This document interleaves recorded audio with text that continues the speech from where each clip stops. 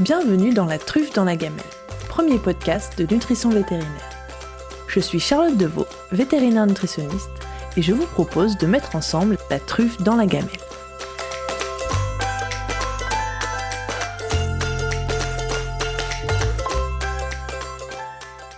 Aujourd'hui, nous entamons une série de 3 épisodes consacrés à l'alimentation du chat stérilisé, en partenariat avec la gamme Virbac Veterinary HPM. Notre invitée du jour est Sandy Decortia. Elle est directrice générale d'Éduchateur France et intervenante en comportement félin chez Éduchateur Canada. Avec elle, nous allons parler alimentation et comportement du chat stérilisé. Donc tout d'abord, Sandy, pourrais-tu nous expliquer ce qu'est Éduchateur et quel est ton travail au sein de cette structure ? Oui, alors Éduchateur, en fait, c'est une équipe d'intervenants en comportement félin qui a été créée à la base au Canada par Daniel Fillon il y a déjà 13 ans. Et donc moi, j'ai monté la structure française, tout simplement. Donc notre rôle, c'est simplement d'aller apprendre le comportement félin aux gens et régler les problématiques de comportement que rencontrent les propriétaires de chats afin d'éviter les euthanasies et les abandons qui sont causés parfois par des problèmes qui pourraient être réglés. Ton travail, ça va être vraiment d'apprendre aux propriétaires, je travaille avec les propriétaires, comment régler leurs problèmes avec leurs chats pour éviter que ça dégénère. Absolument, on travaille beaucoup avec les propriétaires de chats, on travaille également avec des professionnels type vétérinaire, assistante vétérinaire, personnel de refuge, SPA, etc. Le but, c'est vraiment d'aller amener la personne à comprendre pourquoi le chat agit comme ci ou comme ça. Donc même en comportement alimentaire, ça peut être très intéressant et on a beaucoup de questions. Donc vraiment, il y a des gens qui comprennent les chats, moi ça m'épate parce que on les comprend pas, ils sont incompréhensibles. Disons qu'on essaye de les comprendre, hein. Je n'ai pas la prétention de rentrer dans leur tête, mais quand même, en les observant, en lisant beaucoup de revues scientifiques, d'éthologie, on se rend compte qu'on arrive à comprendre à peu près pourquoi ils agissent comme ci ou comme ça, et on se rend compte qu'en fait, ils font pas des bêtises, ils essayent simplement de communiquer avec nous. Donc moi, je voulais déjà te poser une question pour savoir si je disais des bêtises ou pas aux propriétaires qui me contactent. Donc moi, je dis souvent aux propriétaires de chats, au niveau alimentation, de laisser l'aliment à volonté jusqu'à la stérilisation. Et après la stérilisation, je leur dis de rationner la quantité journalière que le chat ne pourra plus se réguler tout seul. Quel est ton avis de comportementaliste à ce sujet ? Alors effectivement, nous en tant qu'intervenants en comportement, on n'a pas de conseils nutritionnels à donner et on fait confiance aux vétérinaires, hein. C'est effectivement votre domaine et votre spécialisation, mais c'est vrai qu'on peut conseiller selon l'individu. C'est-à-dire que si votre chat a tendance à se gérer, pourquoi pas lui laisser à volonté, mais peut-être avec des gamelles un petit peu adaptées. Par contre, s'il n'arrive pas à se gérer, et ça c'est le cas de beaucoup de chats, dans ce cas-là, on peut essayer de rationner dans la journée. C'est juste que c'est pas toujours évident pour le propriétaire de rationner, étant donné que souvent les gens sont absents du matin au soir. Donc nous, on va essayer, si tu veux, de leur expliquer comment faire grâce à des gamelles qui vont permettre de rationner un petit peu justement sa prise de croquettes ou de nourriture pour essayer de les aider si leur chat en a besoin en tout cas. D'accord, donc moi ce que je conseille souvent c'est ce que j'appelle les gamelles anti-gloutons, ou en anglais les puzzle feeders. Donc c'est des gamelles où le chat doit en quelque sorte chasser sa croquette. Donc ça c'est des choses qui sont intéressantes d'un point de vue comportemental. Absolument. Les gamelles anti-gloutons, déjà, c'est la base très très très pratique. Et c'est vrai que ça va ralentir l'ingestion, que ce soit croquettes, que ce soit pâté. Donc ça va permettre à des chats, tu sais, ces chats un petit peu aspirateurs là, qui aspirent la nourriture et parfois la revomissent toute derrière. Donc s'ils sont trop rapides pour manger ou s'ils ont tendance à pas savoir se rationner, la gamelle anti-glouton est un excellent outil. Et donc toi, tu nous disais, pour les gens qui ont des difficultés à donner en plusieurs fois par jour, tu conseillais un autre type de gamelle, donc je suppose que tu penses aux distributeurs automatiques ? Il y a distributeur automatique, il y a également tout ce qui est puzzle feeder, mais plus complexe. Et on n'hésite pas à aller chercher même au niveau de ce qui existe en canin. C'est-à-dire c'est des puzzle feeders où l'animal doit pousser des petits endroits pour faire sortir les croquettes, puis ensuite faire tourner autre chose.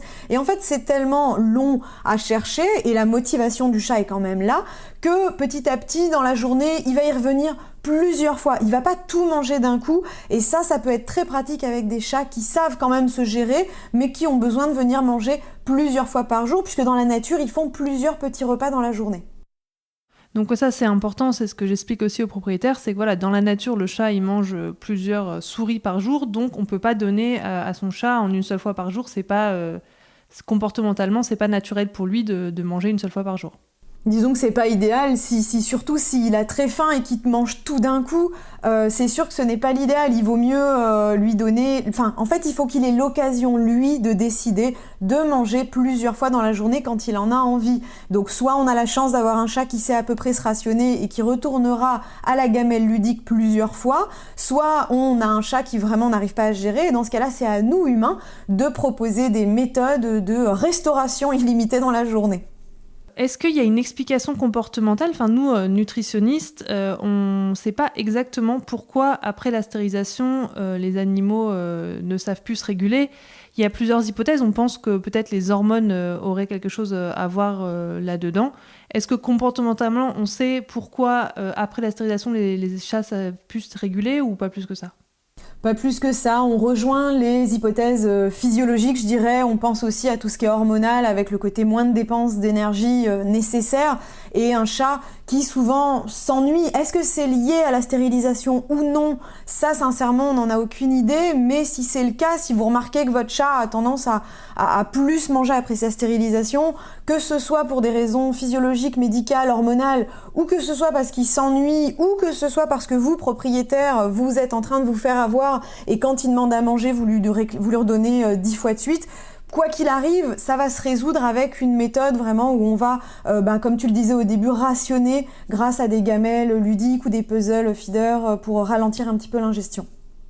C'est intéressant ce que tu nous dis là, les gens qui donnent à manger à chaque fois à leur animal. Moi, j'ai parfois l'impression que quoi que le chat demande, on interprète ça comme il a faim. Peu importe, le chat, il se frotte, il fait quoi que ce soit, on dit « Ah, mais il demande à manger ». C'est exactement ça, c'est le chat miaule, on dira on va lui remettre des croquettes, c'est comme un bébé qui pleure, on dira il doit avoir faim. Non, il peut aussi exprimer d'autres choses. La seule chose dont on est sûr à l'heure actuelle, c'est que le miaulement serait destiné à l'humain, une demande d'attention si tu veux. Après, à savoir si c'est pour manger ou pour faire autre chose, moi je compare souvent, un humain qui s'ennuie, si à chaque fois tu me donnes un petit paquet de chips, oui, effectivement, potentiellement, je vais tout le temps réclamer et je vais prendre du poids. Donc, parfois, il faut faire attention que ce soit pas notre faute en tant que propriétaire de chat, à force de vouloir combler, on va dire, le besoin en miaulement de son chat, on lui donne à chaque fois à manger, et on lui apprend à manger de plus en plus.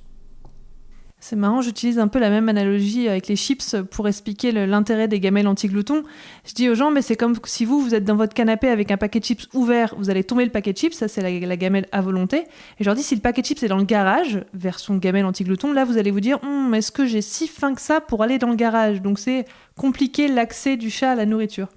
C'est exactement ça. On a quasiment le même exemple avec le côté si tu dois prendre une échelle, puis tourner à gauche, puis sauter pour aller chercher une chips, revenir sur le canapé, etc. Tu vas en manger 3. Alors que si effectivement il y a un serveur qui gentiment te re-remplit ton saladier de chips constamment, oui, moi je te le dis, je vais dégommer 4 paquets à la suite. Donc je suis un chat au final, comme tous les chats. Et effectivement, l'alimentation fait partie d'une occupation, comme pour eux. Pour toi, quel est le comportement alimentaire général du chat et quelles sont les recommandations qu'on peut faire aux propriétaires pour le respecter au mieux ? Mais comme on le disait au début, c'est vrai que le chat est un animal qui a tendance, parmi la nature, tout ça, à faire plusieurs petits repas par jour, et c'est bien des petits repas. Il va se rationner lui-même normalement. Donc l'idéal, ce serait de pouvoir lui proposer ça. Alors quand on est à la maison H24, merveilleux, on peut effectivement proposer toute la journée des petits repas à son chat, sans même qu'il ait besoin de demander pourquoi pas. Mais comme on a pour la majorité tous un travail qui nous demande de sortir de la maison, l'idéal c'est de trouver des gamelles interactives, des puzzle feeders, des bols anti-gloutons ou même de les fabriquer soi-même. Ça c'est tout à fait possible en allant regarder sur internet des méthodes, et en fait de disposer la nourriture à des endroits peut-être même différents.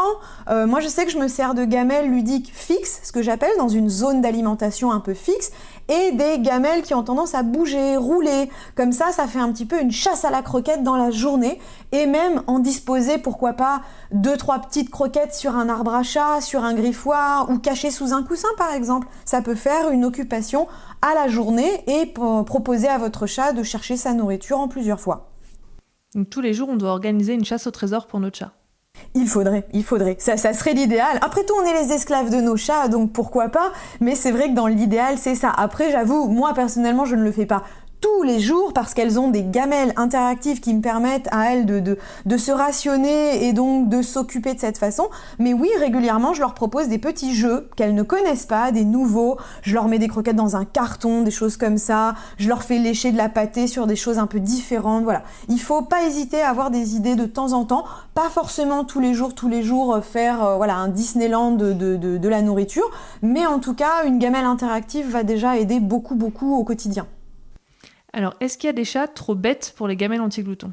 C'est une question qu'on a très souvent. Il y a la version « mon chat il est trop bête, il comprend pas », il y a la version « il est trop vieux, il y arrivera pas », etc. Il a des trop grosses pattes. Donc la réponse est non, il n'y a pas de chat trop bête. Il y a simplement des chats plus motivés que d'autres. Et les chats motivés, c'est des chats plus gourmands. Donc c'est sûr qu'un chat qui vit pour la nourriture, il va être très motivé à chercher comment ça fonctionne. Et il va s'acharner jusqu'à ce qu'il trouve. L'idéal, c'est de prendre des gamelles avec des niveaux différents.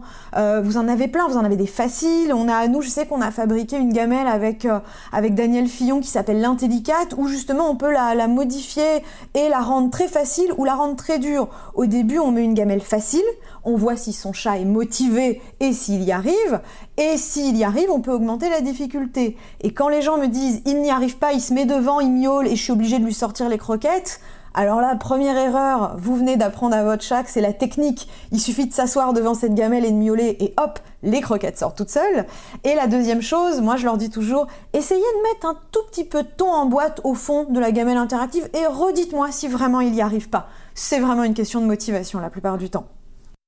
Alors, justement, en parlant de thon ou de croquettes, est-ce que, d'un point de vue comportemental, on conseille plutôt les croquettes, la pâtée, les deux, ou ça n'a pas trop d'impact comportemental et ça, c'est vraiment plus, soit selon les préférences du chat, soit plus médical ? Je dirais que c'est plus médical au niveau comportemental. J'ai pas de données à l'heure actuelle qui me permettent de dire c'est mieux l'un, c'est mieux l'autre. Ça va vraiment aller rejoindre plutôt le physiologique et la santé. En tant que comportementaliste, on a tendance, nous, à rester, disons, les deux. Voilà, mais c'est vraiment une question de préférence. Tu sais, on a des chats qui n'aiment pas la pâtée, d'autres qui n'aiment pas les croquettes, d'autres qui aiment un peu, mais pas trop. Enfin, donc on s'adapte à l'individu. Et bien sûr, en fait, ce qu'on conseille aux gens quand on va en consultation chez eux, c'est toujours de demander l'avis du vétérinaire pour ce qui est nutrition. Donc nous, on donne des conseils généraux et après, on demande toujours l'avis du vétérinaire traitant pour dire qu'est-ce qui est le mieux. Croquettes, pâté, les deux, quelle gamme, quelle technique, etc. Et nous, après, on s'adapte et on donne des conseils en fonction de ce que le vétérinaire a donné. Moi, j'avais déjà entendu des soucis en disant la pâtée, en gros, ça rend les chats fous parce que le moment où on va ouvrir le frigo, sortir la boîte, le chat il miaule, il se frotte par terre, il se roule. Et en fait, ça le rend un peu anxieux d'attendre le moment où la pâtée va arriver. Il y aurait des chats qui mangeraient plus leurs croquettes parce qu'ils attendraient tellement ce moment de la pâtée. Est-ce que c'est quelque chose de réel, cette fascination pour la pâtée chez les chats ? Je dirais que c'est une question d'individu, de goût et d'occasion. Si c'est extrêmement rare que le chat ait de la pâtée, ça va devenir quelque chose qui vaut cher. C'est comme pour moi, si tu me dis un éclair au chocolat, j'en mange pas très souvent, mais j'adore ça. Il est possible que je me roule par terre et que je devienne folle pour un éclair au chocolat parce que je n'en ai pas souvent. Si à l'inverse, tu me fais travailler dans une pâtisserie et que je peux en manger tous les jours, déjà, oui, je vais prendre du poids, ça c'est sûr. Mais surtout, je vais peut-être avoir moins cette attitude de me dire « oh oui, génial ». Donc je pense en fait que les gens ont tendance pour une question de pratique. Les croquettes, on va pas se mentir, il y a une question de pratique, de fraîcheur, etc. que les gens donnent peut-être plus facilement, moins que la pâtée. Et donc la pâtée devient un petit peu effectivement le petit repas de l'occasion, le repas restaurant. Donc c'est pour ça que le chat se dit « oh oui, de la pâtée, c'est la fête, c'est Noël ». Donc je pense honnêtement que si le chat avait de la pâtée tous les jours, il y aurait moins ce comportement, et puis après ça va dépendre de quelle pâtée, une pâtée qui est vraiment exceptionnellement bonne, ou une qui est bof, tout simplement. Donc non, je dirais que comportementalement parlant, il n'y a pas de risque en tout cas de donner de la pâtée et de les rendre fous, c'est juste qu'il faut savoir le doser, le gérer, et peut-être s'en servir. Si la pâtée rend un peu foufou votre chat, ça veut dire qu'il est super motivé, ça veut dire qu'on a une technique pour ensuite travailler avec lui et lui donner une récompense qui vaut très cher à ses yeux. Parce qu'on peut faire travailler un chat. Mais bien sûr, on peut faire travailler un chat, on peut l'éduquer. Moi, j'ai Artemis, qui est une chatte qui est très, très, très en demande de dépenses d'énergie. Elle a beaucoup d'énergie à la journée et donc elle a besoin que sa journée soit très occupée. Donc, je lui apprends des petits tours, des petits tips comme de taper dans la main, comme de sauter dans les bras sur commande, comme de faire le chapeauté avec les petits yeux tristes. Tout ça, elle le fait. Et en échange, il faut que je la paye, bien évidemment, puisqu'un chat ne fait pas un comportement si ça ne lui rapporte rien, contrairement à un chien qui est beaucoup plus sympathique avec nous. Donc, si on trouve la paye qui vaut cher aux yeux du chat, dans ce cas-là, c'est le meilleur outil pour travailler avec lui. Et l'avantage de le faire travailler, c'est qu'on est sur une dépense d'énergie, on est également sur de la réflexion, donc on est sur une stimulation générale. Et ça participe au bien-être du chat. Et c'est ça qui est important. C'est pas juste pour s'amuser et faire « regarde, mon chat s'est tapé dans la main ». Non, non, nous on s'en sert vraiment à des fins de bien-être, à des fins d'occupation, parce que nos chats parfois s'ennuient au quotidien. Et donc tout ça, tout ce système d'apprentissage et de récompense par l'alimentation peut servir au final à ce que notre chat soit heureux, tout simplement. Est-ce que tu pourrais nous faire une photo de Artemis qui fait les yeux de chapeauté? Comme ça, je la mettrai sur Instagram pour annoncer ce podcast. Parce que là, tu m'as fait un teaser. Ton chat sait faire les yeux de chapeauté sur commande. Aucun problème, je dois avoir 12 photos de Artemis qui est sur le dos avec les petites pattes recroquevillées et la tête pliée. Comme ça, je lui ai appris à faire ça en échange de nourriture. Elle le fait alors uniquement par contre à un endroit, puisqu'elle a appris pour le moment que c'était quand je mangeais qu'il fallait faire ça. Mais en tout cas, ouais, tu verras, c'est absolument adorable. Et bien évidemment, je la paye à chaque fois, évidemment. Ah bah oui, tout travail mérite salaire. Absolument. Alors, j'ai une dernière question qui est aussi complètement farfelue, mais en tant que vétérinaire nutritionniste, on me l'a déjà posée plusieurs fois. Les gens me disent « Oui, alors mon chat mange les éponges et il devient fou, et on laisse traîner une éponge, il la déchiquette, il la mange. Est-ce que tu sais pourquoi ?» Alors, d'un point de vue nutritionnel, j'en ai absolument aucune idée. Donc, est-ce que d'un point de vue comportemental, vous avez plus d'infos sur ce comportement bizarre des chats ?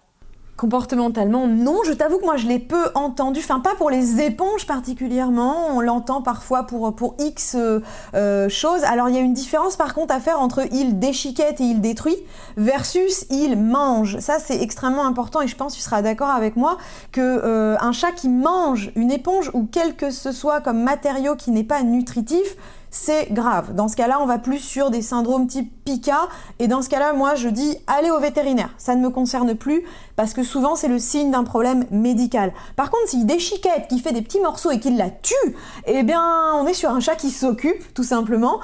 Soit il fait de la prédation sur éponge ou sur autre chose, soit la texture lui plaît, tout simplement. On a aussi ça. On a des chats qui mangent et qui mordent des textures en particulier. On a le cas sur des fils électriques parfois. Et souvent, ça vient vraiment d'un chat qui s'ennuie et donc qui s'occupe de cette façon. Donc généralement en lui apportant toute la stimulation nécessaire à son bien-être et en jouant aussi avec justement ses gamelles interactives et son alimentation, on peut avoir du mieux. Et si vraiment votre chat est fou des éponges, rangez vos éponges, écoutez, je ne sais pas plus. Il y a aussi les chats qui têtent, alors les gens disent ils têtent ou ils pétrissent là, les couvertures en polaire ou des choses comme ça. J'ai souvent entendu c'est parce qu'il a été sevré trop tôt ou quoi que ce soit. Est-ce que ça a un quelconque rapport avec donc la nourriture, l'âge du sevrage et tout ça? Ou alors c'est juste comportementalement normal ou qu'est-ce que tu en penses? C'est assez normal. On a beaucoup de gens qui, au début, pensaient que ça venait d'un sevrage trop tôt, précoce, etc. Les études, à l'heure actuelle, infirment ça. Ils disent que non, il n'y a pas de raison que ce soit lié uniquement à un sevrage trop tôt, puisqu'on a des chats qui ont été parfaitement sevrés et qui gardent ce comportement de téter et patouner, faire ses petites pattes et appuyer. Ça, la majorité des chats le fait. Et la seule chose qui ressort au niveau comportemental, c'est que c'est un signe de bien-être. Soit le chat cherche à s'apaiser, se faire du bien avant, par exemple, d'aller dormir, soit c'est une démonstration qu'il est bien à l'heure actuelle. Donc, peu importe ce que c'est positif. Donc, on a tendance à dire aux gens de laisser faire. Si vraiment, quand il tète, c'est à un endroit qui vous dérange, vous prenez votre chat et vous le posez au sol, tout simplement. Ou est-ce que tu aurais quelque chose que tu souhaiterais ajouter ?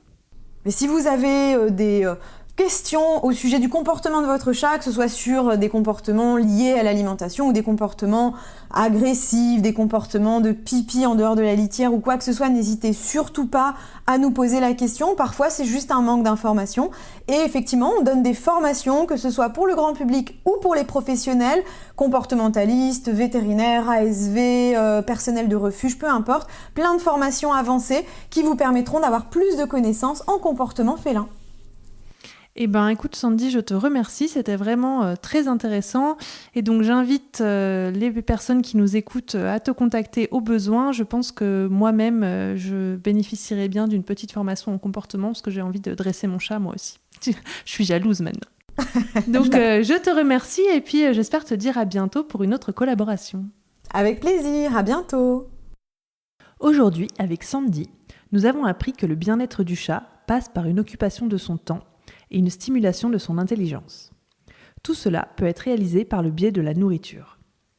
L'utilisation de gamelles jouées permet d'occuper son chat, mais aussi de ralentir et d'échelonner sa prise de nourriture sur la journée. Les aliments que le chat apprécie particulièrement peuvent servir de récompense pour lui apprendre des tours dans le but de le stimuler. C'est après la stérilisation, où les chats risquent de prendre du poids si leur alimentation n'est pas régulée, que les gamelles jouées prennent toute leur importance. Pour avoir un chat stérilisé, mince et intelligent, faites-lui chasser ses croquettes. Si ce podcast vous a plu, n'hésitez pas à le noter, le commenter, le partager et surtout vous abonner pour ne pas rater le prochain épisode. À bientôt!